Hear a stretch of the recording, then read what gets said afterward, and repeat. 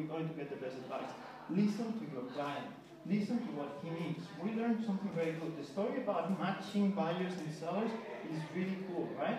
It's really cool to the press. But clients don't give a shit. They don't give a shit. They just wanted a platform that allows them to connect anytime during the day, buy their currency at the best price, and if it has tools that allows them to buy better, because they manage their FX very badly, if we help them on managing this FX better, this foreign exchange better, this is what they wanted. The story of Habitat is our kitchen.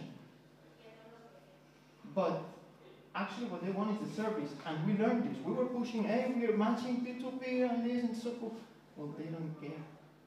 They don't care. This is how you do it. It can be nice to the price, but it's not right on to the client. Listen to your clients. Listen from the people that is going to buy from you. Because this is what you want to serve them on. And you don't have the answer. They are going to tell you the answer. They are going to tell you, I want this, I'm going to pay for this. And again, remember having them close, lowering their defenses, hearing. And this, from the sales that you don't notice, from the Q4, bam. That was listening. That was listening. And the rest of the things have been listening. Now we should talk about something else. We were a company that were calling the CFOs and saying, I'm going to be cheaper. We were selling price. I'm going to be cheaper. You know what is Q1 to Q2, and maybe also Q3 to Q4? It's moving from price to value. Today, and I get the attention of companies because I'm going to save you a lot of money. Yes, last year, now 2 years ago, for one client we saved €500,000. Not bad, no? You can think of what to do with €500,000. Now, this company is not selling €100,000,000. We're making them win €1 or €2 million. And just because instead of saying we are a cheaper service, it's like, hey, why don't we sit together and think about what you're doing about ethics? Because I've been talking to 3,000 companies, and maybe I just know a little about it. And why don't we manage it this way? And look, your business works this way. Why are you managing your ethics in a different way? And that was value. That was being able to say, I'm going to help you do better. And at that point, you don't give a shit about the price. Because you're helping them with something they cannot get elsewhere. Banks are not giving that service. Banks start to compete with us saying, hey, Kantox is really damaging us, and we're going to lower prices too. This is what I was telling the bank. Look, the bank is going to lower the price for 2 transactions. Then it's going to keep lying to you. Who do you want to work with? With a company that has been lying to you for 30 years? Or with a company that is telling you actually how much you charge and makes you an invoice for that? A company that doesn't give a shit about your business, it just wants to plug as much products as they have, or a company that we are going to sit, we're going to analyze your business, and we're going to tell you ideas on how to do your operations better. That was the change. This being the change, this is our obsession, to be able to provide more value, not price. It's not the key. Price can be a hook, but value is what makes you big. And just, I think it's just one last point. This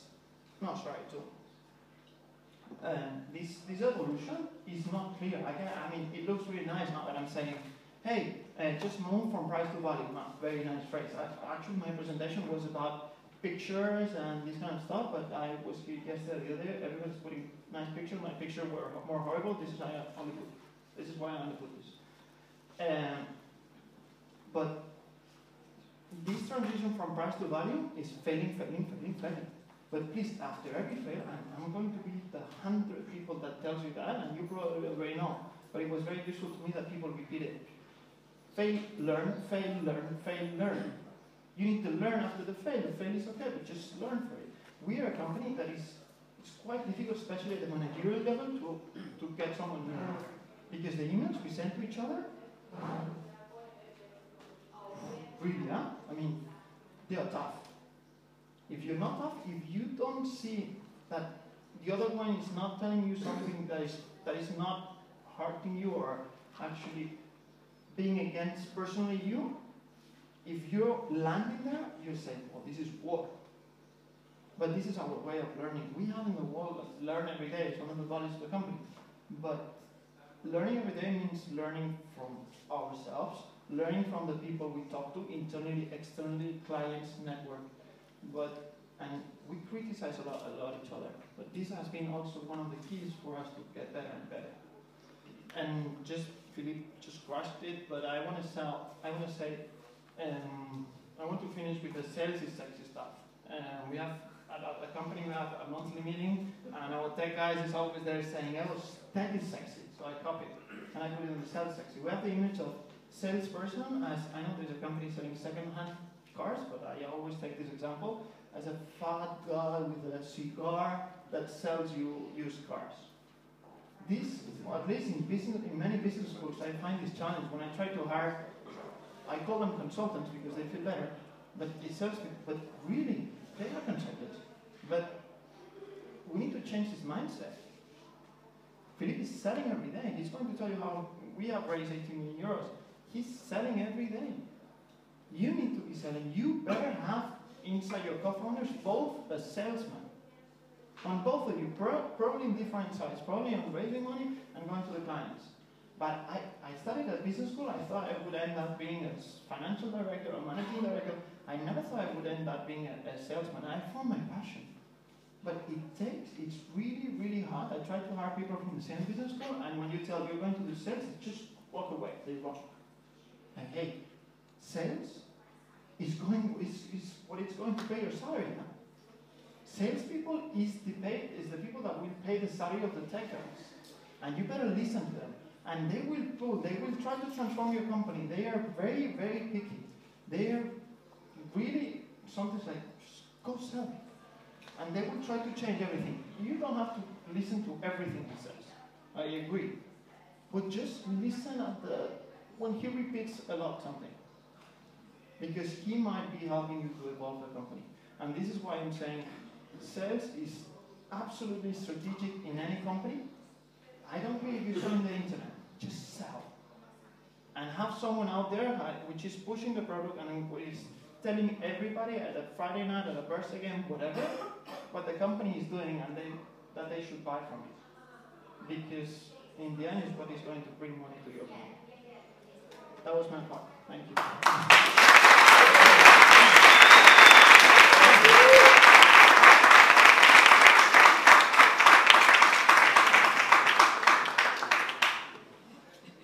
Okay, now let's speak about money. Okay, so who was already on some fundraising here? More than 1 million? More than 10 million?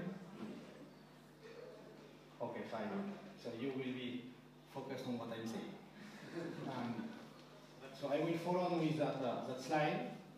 Fundraising, as many of you know, is something very complex, so there is no single process or no single methodology.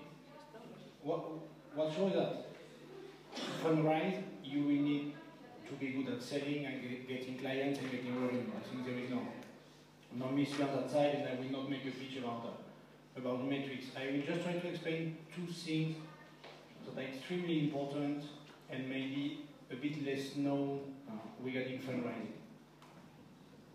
So, just to give you a bit of insight, this is our fundraising history. We started with small numbers, with some friends, full family money, and then we moved to venture capital. So I think what's interesting here are the red numbers, 2,000 and 50,000. Do you have any idea what are these numbers? No. Your money left in your bank account. Yes. So when we raised 1 million, I think we have something like 2,000 euro left in the bank account.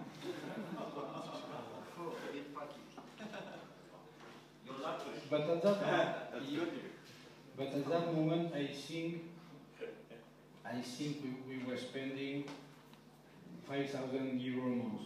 So in the worst case, we might have been able to stop paying ourselves and to keep on. When we raised 6.4 million and had 50k in the bank account, I think we were spending 100,000 a month. We had already some employees, and we had to pay some days later the 100,000 invoice of our new office in Toni and Philippe in Barcelona. So we were quite a bit pressured, let's say. So I think this number is interesting because the main mistake when you raise money is to raise too little money for not enough time. So in the first two cases, we raised money for almost 12 months, and 12 months is definitely not enough. You always have to raise money for at least 18 months. 25 may be a bit long. It depends also on your product and your business. I think 18 months is a good number because basically you need 6 months to raise money. So if you raise money for 18 months, you can focus on your product, your growth, your revenue, your sales, 1 year, and then you have 6 months to raise more money. If you raise money for 12 months, you really spend 6 months scaling, then you need to look for more money, and it's hard to scale in 6 months. So it's really a mistake to raise money for 12 months. I always say 18 is in my view the right number. So always raise money for 18 months. And then I think something very important to understand is the difference between raising money with business angels or some, let's say, half professional investors and then going to venture capital. Because the pressure on your sales will be very different when you have venture capital in your business. So this is, it was a bit hard for us in the first 6-9 months after the 6.4 million fundraising. But I think it's a good learning. We were prepared, maybe not enough, but then it's a matter of learning every day. So we learn, and then we change a bit our mind, and I think we did a good job of that. So we raised in total almost 80 million euros. It's a big number for Spain. It's an average number for Europe. It's a small number for the US. So it depends where you are based. So two things are very, very important we learned in all this process. Is the first one, to raise money, the most important thing, excluding sales and revenue and metrics, is credibility. Credibility means, finally it's a matter of people, it's a matter of team, but it's mainly a matter of saying what you will do and doing what you say you will do. If people really see you are able to execute, you are able to work hard, you are able to get clients, as you say, you are able to develop your product on time, you get credibility. So when you start a new business, and when you start in tech, I always say you need to be very involved in the ecosystem. You have to know anyone, and people will have step by step to trust you. So it's a long process. I always say it's at least 1 year. You can hardly come and think you will fundraise money just because you think you have the best products, the best company, and because you're cool. You need people to trust you, and this is time. So credibility is, in my view, the most important thing in fundraising, and very often when you read about fundraising, they never speak about credibility. Well, it's definitely the most important. In our case, when we started, fintech was something completely new. People didn't understand fintech. Venture capital had no idea about fintech. It was something so new that it looked very strange. It was a bit, I think, like Bitcoin in the beginning. I think there is a Bitcoin. You are the Bitcoin guy? Okay, so I think maybe Bitcoin 2 or 3 years ago or 4 years ago, if you were speaking venture capital about Bitcoin, it was like, Bitcoin? So we were a bit in the same situation. And when we started, I remember we tried to raise money from the very beginning in London, because we have headquarters in London and we have operations in Barcelona. And it was very hard because in London the ecosystem is big, but you are not known, you don't know anyone, you have no credibility there. So we quickly understood that it would be very hard to raise money in London quickly.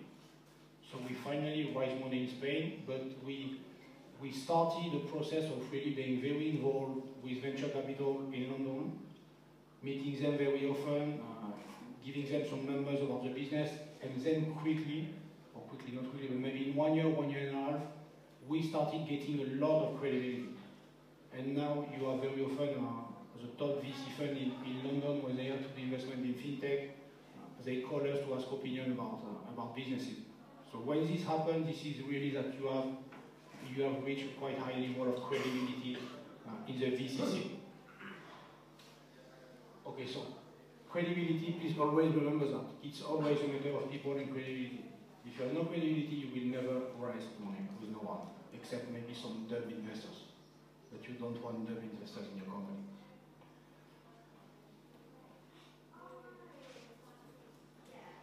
You know who's on this picture? Hi, lady. Answer. Show the sheet.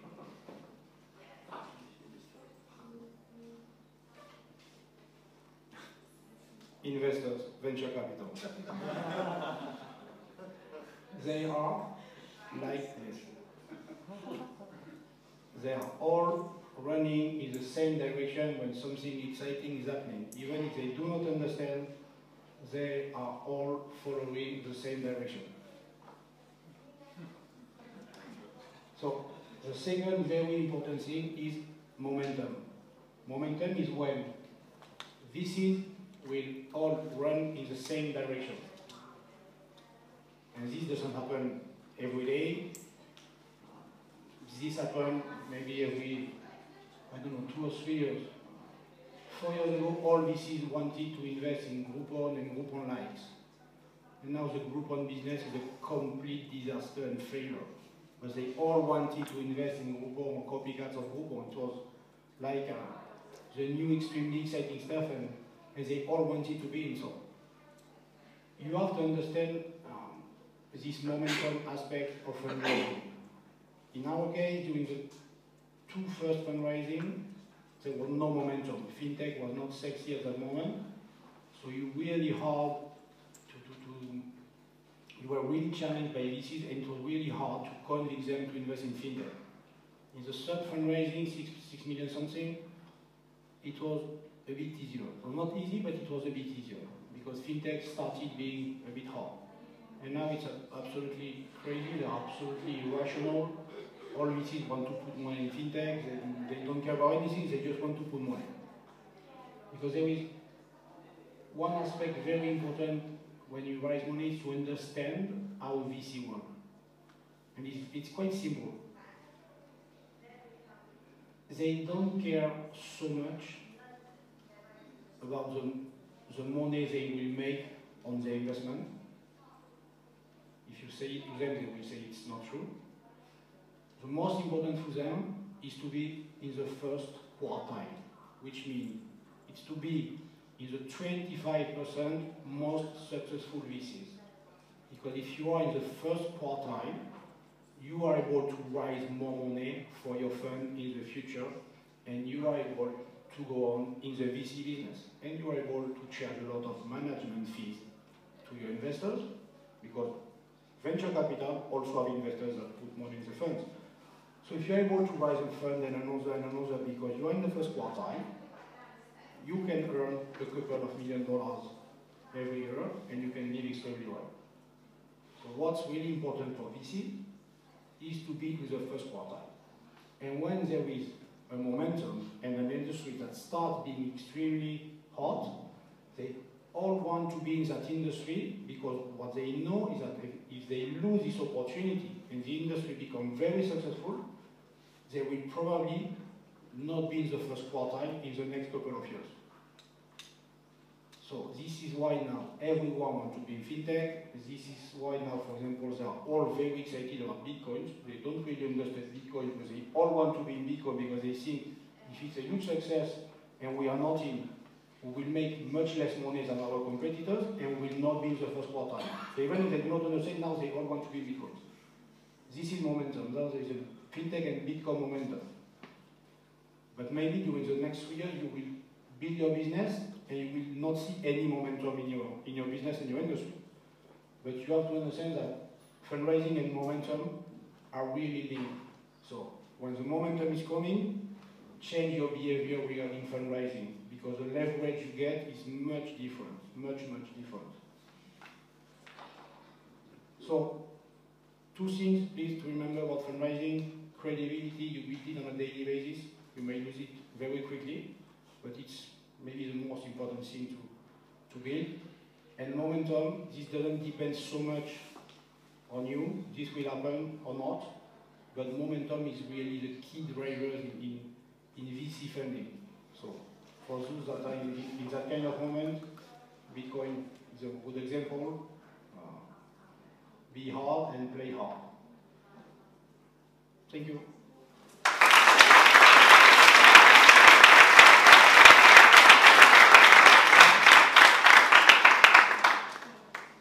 So guys, now it's time. You have 15 minutes to do some questions to those entrepreneurs. First one.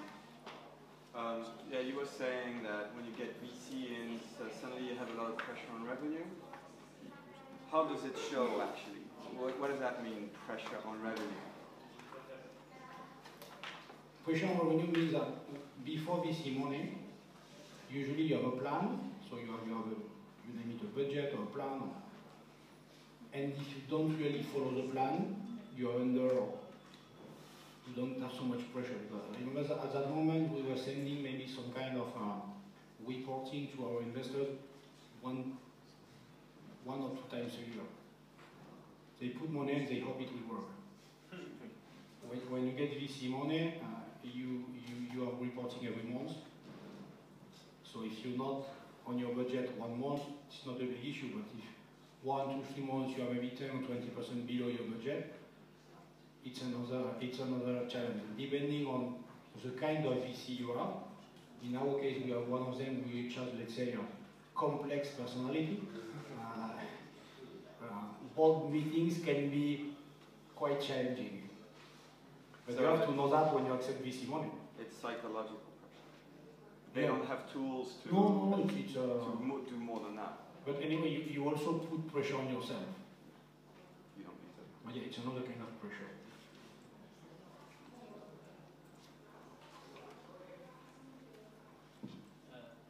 I want just to ask an idea about the revenue, about the invoicing. How much invoicing, how much revenue do you have to raise $1 million, for instance? So, or in your case, you can, meaning there is no norm. Meaning you have companies that raise $10 million with no revenue. You have companies that raise no money while they have big revenues. I mean, in our case, when we raise 1 million, I think we have maybe done 10 or 20,000 euro revenue in total or something like that. And do you have euro money? No, total. Yearly? Cumulated. Or maybe 30 or 40, but something very low. Was the time where you were not saying I think we had exchanged something like $5 or $6 million at that moment. And you raised that money here in Spain. But I mean, what made them invest that money, maybe we can talk about, is the reasons why they invested. It was a lot because of the credibility. Mm-hmm. They had given us, some of the people, 150K, some of the investors we met before on that round, and they were like, you look crazy, but you look too convinced. Remember about the passion we were talking about. And with the 150K that we closed, we closed around, we'll keep talking. We said, we'll be doing this, it was the licensing, it was we'll be getting these clients, and we did it. And we did it on time. And that credibility is, then we were saying, hey, now we want $1 million, and we'll be reaching this point. And some people saw passing the opportunity on the first round. And when we said, hey, we want 1 million euros, and we want to do this, and that, it's like, you still sound as crazy, but you still sound as convinced, or even more. And those people, he always calls it, they paid to see, like in poker. It was a little bit, okay, let's put some money, it looks good, we'll see what happens. It's a big risk for them, of course, but it's much more about the credibility. In those stages, investors will always tell you, we invest in teams, and I think that's true. You need to have a connection with these people, you need to really convince them in a way that I'm smart enough that if this is not the way, I'll find another way. But in the end, I know where I need to go. I know I'm drawing this straight line, and I know it will look nothing like a straight line. But in the end, I will be reaching the point where I want to be. And this credibility is when everything follows.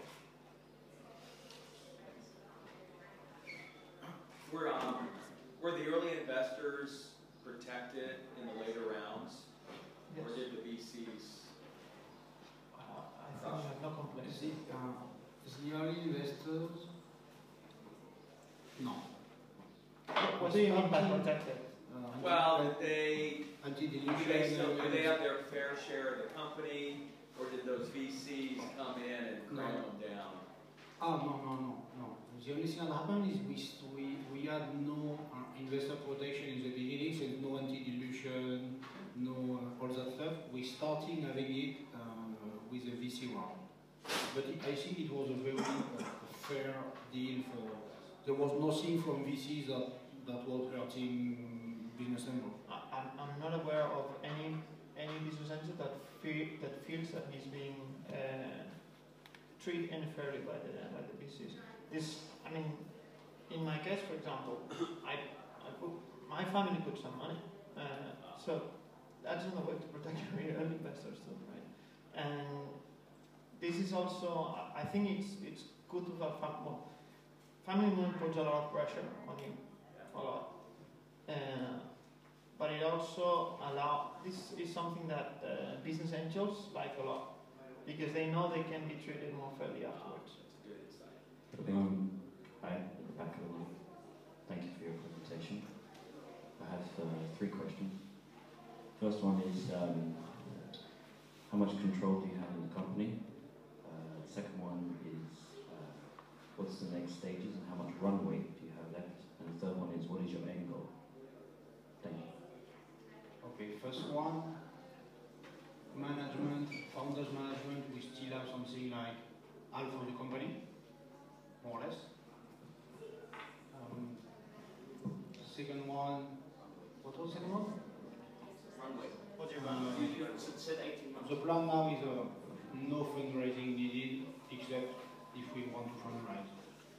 So now it's reaching profitability in the next 9 months, 12 months. So if we need more money, or if we raise more money, it will be to accelerate growth, or to cash out some people, or to do some M&A stuff. I'm not really sure we like it, but the idea is not to raise more money. So it's when you don't need to raise money that you have extremely good deals. So in the best case, try to raise money when you don't need money. In all the rounds we did, we always had offers to raise more than what we did. Funny, we always turn down some money on some people. It's quite a let's say comfortable position. It's not always feasible, but it's quite comfortable. And the last one is anchor. What do you mean exactly? Our perspective for the future. What's your end goal? End goal. End goal. What do you want in life? To scale. Where are you going with this? We are Want to be in Menorca? what we are building is an alternative market. When I say alternative, it means disconnected from banks. You're taking on the banksters, right? Exactly. So the idea is to build when I say I mean the biggest and single alternative FX market globally. Okay. And the FX market is so big that it's almost never ending. So the question is until when and where we will be able to scale the business.